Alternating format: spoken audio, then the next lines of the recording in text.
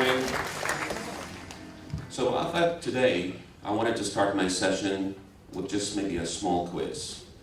Of course, we live in Tokyo, amazing connectivity, amazing infrastructure. But do you know today how many people across this world don't have the basic connectivity? In fact, 3 billion people. 3 billion people don't have basic connectivity. We think that's a problem. So in June of 2018, we decided to start a journey, a vision, to build what we always talked about now in Japan, the world's first cloud-native network. That was very, very important for Rakuten to do so in order to change cost, economics, technology, and time to market, to bring innovation, to bring 5G, and tomorrow will be 6G. But let me come and give you the answer of why 3 billion people don't have connectivity in a little bit. We think at Rakuten, we are an internet innovation company before we are a telecommunication company. And nobody really understood why I always proudly talked about this. That being an internet innovation company allows us to push the envelope and the edge of technology. What is possible? What could be done? We have no restrictions about our technology choices. Not because we've done something in telecommunication for the past 20, 30 years, we cannot challenge the status quo. Networks for me has been really dear to my heart. My own life story journey has been crazy, honestly. I've been almost to 27 different countries, building 13 different mobile operators in the US, moving to India, and now moving to Japan. This is a topic that I'm really, really passionate about. I also believe telecommunication in general has been stagnant. Evolution has become very, very outdated. Just think about the possibilities when we talk about new technology, whether it is 4G to 5G, well, tomorrow 6G, of course, will be here. How many years it takes to go from one technology migration to the other? It takes a very, very long time. Have you ever wondered why? We think the reason why is very, very simple. If I tell you today how telecommunication companies are built across the world, not just in Japan, believe me, it's a complex proposition. There is no elegance in software. Zero. It is lots of hardware boxes that exist in telecommunication company. Massive. Whether you think about it from data for packet core, voice, operation subsystems, all of these exist as separate silo boxes. And you wonder how technology migrate as we go from 3G, 4G to 5G. It is about replacing old boxes and bringing new boxes. So we had a choice in 2018, and the choice is maybe build the same network that would exist everywhere else, or take a really, really courageous approach. And the courageous approach, do something very different. And for Japan, maybe put Japan in the leading forefront of technology. For the first time ever, put Japan in a position that we could lead the world on how telecommunication network is engineered, operated, and architected. We think this is the story that we want to tell the world. It's a story of a dinosaur, maybe versus something that doesn't exist yet, which is that unicorn. And of course, you know what the story of the dinosaur is. It doesn't exist anymore. So what have we promised? We started again on an idea and a premise that we want to build this completely virtualized infrastructure for telecommunication, fully automated, and must have software personality, and move away from specific hardware boxes to completely software-defined networking. This is something the industry as a whole have never realized. Always been dreaming about approaching this stage, but never realized. And I think this is to the point that I pointed to you earlier. What is the difference between an internet innovation company versus a telecommunication company? Rakuten is an internet innovation company. We think we have the right skills, the right engineering resources, and the right culture to make this happen. So our cloud-native technology really has very basic premise, from fundamentally about infrastructure. We started thinking and imagining that the infrastructure must have standard hardware. In fact, the entire telecommunication network today in Rakuten is built on a 6 hardware commodity. These are off-the-shelf servers, exactly what we use today for our IT workloads for e-commerce and other applications. Our cell sites, these are the sites, the eNodeBs, the antenna locations as you travel around Tokyo. I'm sure you'll see these all over the place.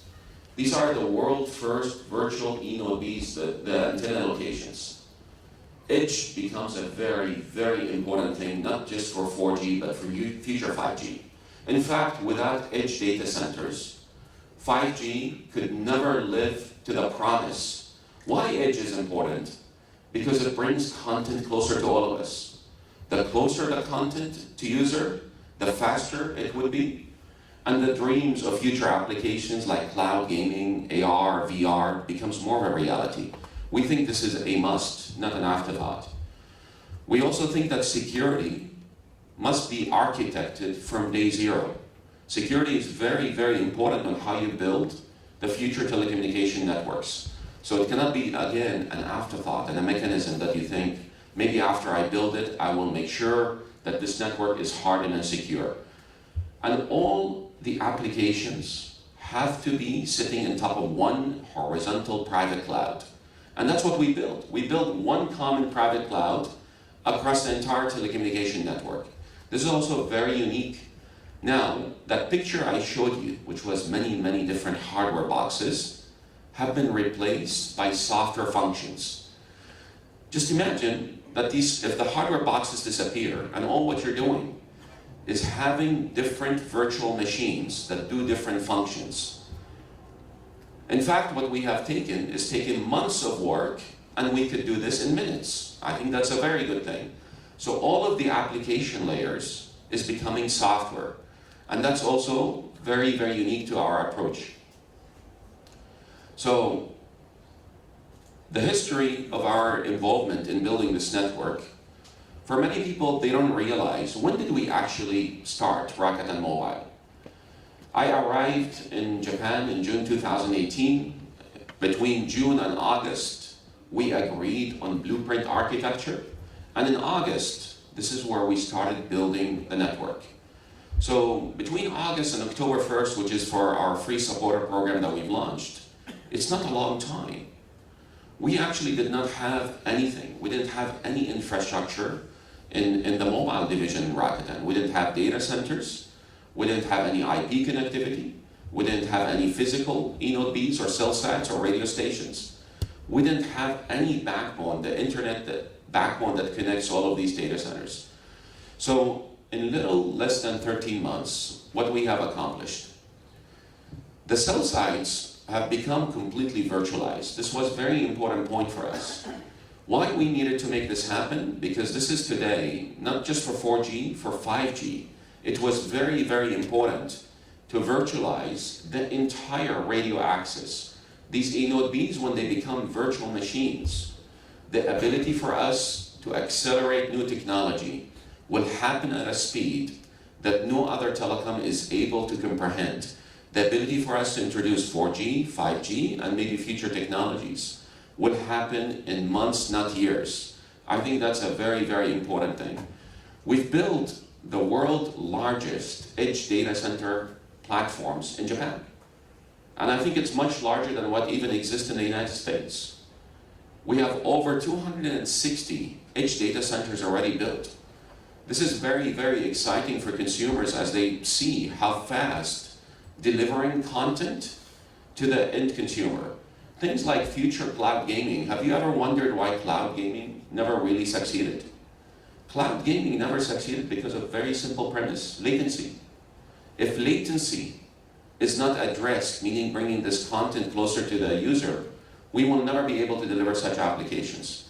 Our entire private cloud is built, constructed, and all the applications on top of this telco is completely driven to one unified private cloud infrastructure. And this again happened in just 13 months. Just to give you some context, my previous job in India, it took us about 6 years to build a telecommunication network, 6 years. And in little than 13 months, we've been able to do this. But the reason we've been able to do it is about organization, it's about culture, and it is about software centricity of how you build future telecommunication networks.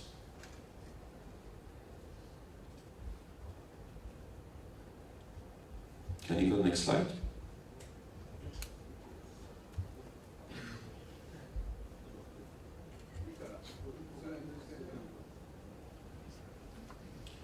So let me tell you the innovation on the most complex things in radio is this idea of base station antennas. This is what we build today across all of Tokyo, Nagoya, Osaka. When you look at the simplicity of this, that is the entire architecture of Rakuten mobile base station. It is simple. It is fast to deploy. It is much more cost effective than traditional solution.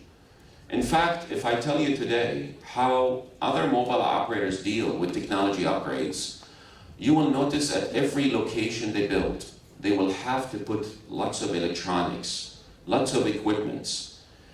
When you notice this, maybe you would wonder, where is the rest of the stuff? Where is the electronics are? And all the electronics don't exist. We have moved all the electronics to our data centers. And the software that's running all of this is nothing but a virtual machine on top of standard appliances and standard hardware commodity. This is what the world said it's impossible to do. This cannot happen.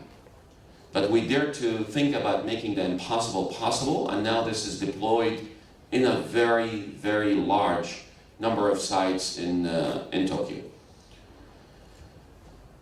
And again, the approach for telecommunication, this is why telecom networks is very expensive to deploy, to maintain, and to architect.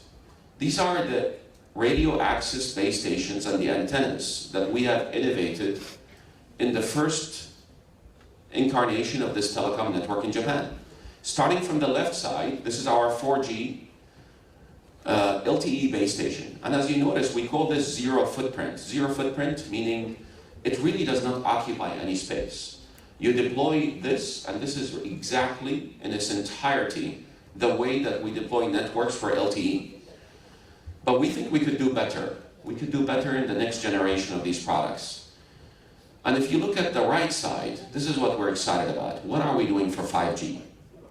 And for 5G, we are very, very excited about what we call Japan quality. Japan quality meaning it's a product that we are building in partnership with NEC, but there is something unique about this product. It is the only product that is built in Japan. This is not built somewhere else. It is built to adhere to security, quality, and to deploy highly disruptive, massive MIMO product for 5G, delivering unprecedented throughput performance for such an architecture. So of course in 5G, Rakuten Mobile have been awarded 2 spectrum bands. One is on millimeter wave spectrum, which is this 28 gigahertz product, and the other one is on the sub 6 gigahertz product, which is 3.7. So it's a very, very exciting proposition for us to see all of these infrastructure coming as something the industry have been dreaming about. If you read in telecom and you want to understand this, this is what's called open radio access network architecture. This is only exists today in Japan, only exists in Rakuten Mobile. Very, very exciting time, I think, for what we've done. On the data centers, this is exactly actually a picture today from our data centers. I call this far edge data centers because it is only 30 kilometers away from these radio base stations. 30 kilometers is nothing, actually. It's a small distance. Future applications is going to be unbelievable discovery. For people that want to build applications of the future without far edge data center, believe me, 5G will never live to the promise that everybody's expecting. you have to have these edge data centers. And that's what the world is really dreaming about, and that's what we spend a lot of energy in our first phase to build this from the architecture into our network. And that has been completely built and finished and already in production. The second thing is these larger data centers, these large data centers that host what is called in network these control plane workloads. Also, we build them with a level of resiliency and redundancy for such a cloud network to deliver on reliability, quality that hasn't existed in telecom networks before. And that is the difference today between our network and any telecom network in the world, not just in Japan. Our entire telecom network is deployed as an IT-centric telecom network. This is also very, very unique and hasn't happened today in any part of the telecom networks. The other thing that I will tell you, if you look at the language of internet, the language of internet speaks on something called IP, Internet Protocol. And this IP, actually in fact, is running out of addresses. This IPv4 addresses is completely exhausted. So we also took a very courageous approach and said we're going to build unlimited IP address management system, which is IPv6 transport. This is very, very important because it gives us also unprecedented level of scalability in the underlying infrastructure. To connect these data centers from edge to large data centers to the physical cell sites, the highways, which is our backbone, is also very important. If your backbone is not scalable, you will never be able to deliver on the speed and the performance. When we talk about 8 terabits per second capacity, this is an unbelievable level of capacity that will be able to deliver, not only for 4G, 5G, and any future technologies. Latency, ultra-low latency for future applications, not just for consumers, for factories. This is also implemented from day zero in the architecture. So as we moved into this journey, it was not only our desire, by the way, to just say we are now the world's largest cloud telco provider. But by coincidence, as I went around and I talked to many, many companies across the world, we have found out that in fact, today, Rakuten Mobile, this VNF stands for Virtual Network Function. VNF replaces these complex hardware that I showed you in the earlier picture. This is our software application for telecommunication. So the 182 VNFs in the old world was an analogy of 182 different boxes. The boxes now got replaced with 182 software applications. These are all operational and officially making Rakuten Mobile the world's largest telco cloud provider, not just in Japan, but across the world. The other thing that I want to spend time on is organization. And this is really an understatement of how critical it is about organization, culture, diversity. So as I moved to Japan, I really admired what Rakuten has done. It is not simple, by the way, to make English as a spoken language in Japan. I know it's not simple. By the way, I'm trying very hard, not so good about learning Japanese, but I like it. But I also, when I came to Japan, I noticed that speaking English in this company is also not complicated. I noticed local people are trying very hard to learn English because the objective for Rakuten is globalization. We have to look at not just only for Japan, how do we go global? And English today is spoken everywhere. So we also took an interesting approach and believe in the power of diversity. Very, very important. When you mix cultures and you bring people from different parts of the world, you really have the ability to generate a level of cultural inclusion and cultural diversity that is unusual actually in Japan. So we have almost 28 different nationalities that have moved from abroad to Tokyo, and they moved with their families, and now they are exactly part of the team. I took this picture in February of 2019. This is when we made our actual first call in the network. So it was a very, very exciting moment for myself, the team, and I see all of us really working together hand in hand, local, foreign employees, really coming together to build this network. So this is how we enabled the organization. We needed certain skill sets from different parts of the places to go build this telecom network, and I think this is what we've done in just a very little time. Okay, so what does that mean ahead? What have we observed? So all is good. Now, my earlier statement to you was about why 3 billion people across the world don't have connectivity. And let me give you my point of view about the reasons why they don't have connectivity. Building telecommunication network is very, very expensive, very costly. And if you continue to build it in the same way that you have built this for many, many generations between 1G, 2G, 3G, 4G, and 5G, you will never be able to address cost, economics, and disrupt the traditional legacy way of building networks. So when we talk about our cost, we're between 30 to 40% less cost is actually a good thing. Because this approach of reduction in cost, especially for people that live in Japan, when we formally launch this mobile network with our grand launch, these costs and economics must be passed to the consumer. That means your data plans will be far more affordable.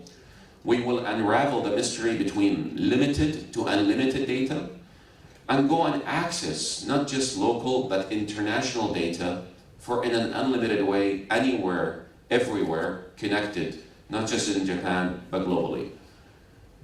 And the data centers, the more that we build more of them, to offer near zero latency, opened up the possibility for many future applications. This is what I think, if I look in Japan, maybe cloud gaming becomes a really, really popular application as an initial first use case for 5G. And also the reduction on hardware. We've reduced substantially our hardware. So all of this is about cost, economics, performance. And all of the building the cloud telco network means benefits to local society, whether it is in urban areas, rural areas. This is a very, very good thing for us to be able to pass the cost and efficiencies of building cloud native networks to consumers. So for many of consumers in Japan, wait till you see when we go to our grand launch, what's the opportunity is going to look like. And I think forever, I believe, the industry in Japan will change. By the way, another interesting quiz for you. The average data consumption in Japan today, per subscriber per month, it really surprised me that today Japan is much, much lower than any other country in the world. It's only 5 GB of data per month per subscriber, making Japan actually, as a mature market, one of the lowest data consumption market across the world. I think that's not necessarily a very good thing. When you look at, even yesterday I met with some people from Malaysian government, and they were telling me that their data consumption is about 16 GB of consumption per subscriber per month, much higher than Japan. My belief is it's cost, it's economics that makes this actually, puts Japan in a very, very low position. And those are the things that we want to change as a result of launching this cloud network. So on network performance, I think now when you look at many 5G network performance, everybody keeps talking about speed, how fast it is. Well, I know it's important, but it's not the most important thing. This latency is going to be what people will compete on, this ping latency. And this is today, I took this picture actually right next to Crimson House. This is actually in production. What we have seen and observed into the network, I am of course happy about the download speed, but I am excited and more thrilled about the behavior of the latency in our network. To be able to achieve 19 millisecond in LTE network, That also has never happened before. This is a very, very promising result for us. The other thing that we wanted to do, acceleration of coverage. How do we accelerate coverage, building most of these antenna sites? So in our financial press release and announcement, I have spoken publicly for the first time about how many actual physical cell sites we already have built. But people were also surprised. How come you guys are building so many sites every day? How come it's happening so fast?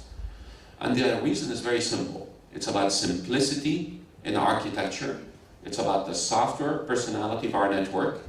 And then an idea that we started with to say, can these complex antennas and base stations behave like Wi-Fi?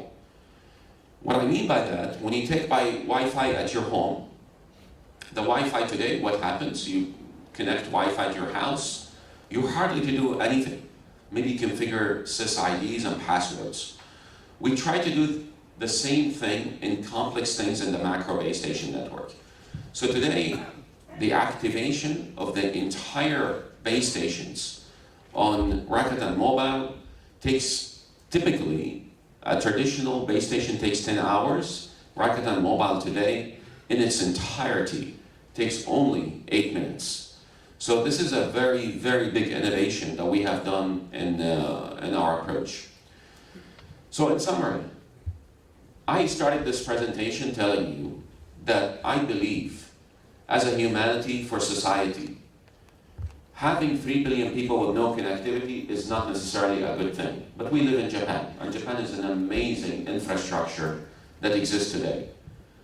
I also think that for Japan, what we have done is a very good thing. It will allow what our chairman and CEO always talked about, democratization of mobile industry. Democratization meaning costs will be much lower. Unlimited everything. And unlimited is not just about connecting your mobile device in Japan. Imagine anywhere you go in the world, just power your device on, you will see Rakuten Mobile, and you will have no data restriction locally or internationally. And for the free supporter program that we have launched, that's exactly what we have done. So I use this picture and I say we have a hope, really hope for the future. We took a very risky thing. It was very risky in the beginning, but we thought it was very important. And we had an option. The option in June, build a network equivalent to what everybody does in Japan, or build something unique. Go search for that unicorn. Go find something that will change society, will change connectivity, because I think connectivity is the fabric of what really makes all of us connected together, whether you are in the dense urban areas, rural areas, suburban areas. So for that, I think we have hope for the future. I have given you just a small glimpses of what will happen today in Japan. And today, my ending remark to you, I have been visited by over 100 global mobile operators. They're all coming here to learn. I'm particularly excited because now we're becoming an institute of education. Rakuten Mobile is becoming an institute of education, teaching others what to do, putting Japan in a really amazing leadership position on technology in a very sensitive area like telecommunication.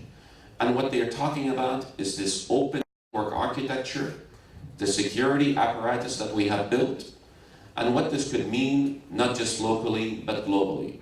So thank you very much, by the way. I appreciate you coming here today. I hope this has been helpful for you. Thank you very much.